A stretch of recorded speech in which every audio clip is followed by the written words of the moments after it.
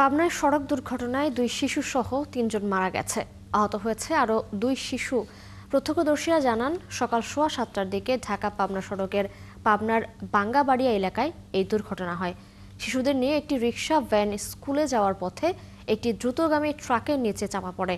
এই মুহূর্তে ঘটনাস্থলে আছে আমাদের সহকর্মী মুস্তাফিজুর রহমান। আমরা সরাসরি তার সাথে যুক্ত হচ্ছি। মুস্তাফিজ, আপনি তো সেখানে রয়েছেন, নিশ্চয়ই দেখতে পাচ্ছেন, সেখানে খোঁজ খবর রাখছেন। একটু জানাবেন দুর্ঘটনা নিয়ে কি কি তথ্য এই মুহূর্তে আপনি সংগ্রহ করতে পেরেছেন এবং আহত 2 শিশুর কি অবস্থা? তিশা, ঠিক আমরা এখন ঘটনার যে স্থল সেখানে দাঁড়িয়ে আছি। আমরা ঘটনা শোনার পরপরই আমরা এটা শহর থেকে বেশ কিছুটা দূরে হবে, প্রায় 10-15 কিলোমিটারের মতো জায়গা। এটা গয়েশপুর, ঠিক পুষ্পপাড়া পাওয়ার আগে এবং গয়েশপুরের বাঙ্গাবাড়িয়া এই স্থান আর কি। যে সব দুর্ঘটনাটি হয়েছে সেটি একটি মর্মান্তিক। এই দুর্ঘটনায় পাশে দাঁড়িয়ে থাকা ভ্যানের উপরে আশ্রে পড়েছে আসলে বাস বহনকারীরা। আমরা যে দেখাই আমাদের পেছনে সেই বাসগুলো, এলাকার লোকজন এখান থেকে সেই বাসগুলো উদ্ধার করে পাশে একটি ডোবাতে বা রাস্তার পাশে রেখে দিয়েছে আর কি।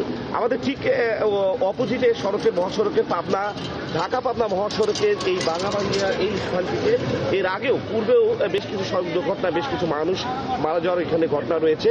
আমরা এখন যে ছবিটা দেখাচ্ছি, এই চায়ের দোকানটার উপরেই এই বাসবাহী বহনকারী যে ট্রাকটি সেটা কিন্তু আছড়ে পড়ে এবং পাশেই কিন্তু এর ঠিক রাস্তার পাশেই কিন্তু সেই ভ্যান গাড়িটা, স্কুলগামী শিক্ষার্থীদের ভ্যান গাড়িটা এখানে ছিল এবং তারা এই পাশে একটি দোকানে তারা ভ্যান গাড়িটা দাঁড়িয়েছিল। পাশে একটি দোকানে শিশুরা খাবার কিনতে গিয়েছিল কিছু, আর কিছু ভ্যানে বসেছিল এবং যারা বসেছিল তাদের উপরেই যখন ভ্যানটা আছড়ে পড়ে, ভ্যান চালক সহ 2 জন শিক্ষার্থী ঘটনাস্থলেই কিন্তু তারা মারা যায় এবং 2 জনকে স্থানীয়রা উদ্ধার করে সাথে সাথে পাবনা সদর হাসপাতালে তাদের পাঠিয়ে দিয়েছে। তাদের অবস্থাও খুব আশঙ্কাজনক।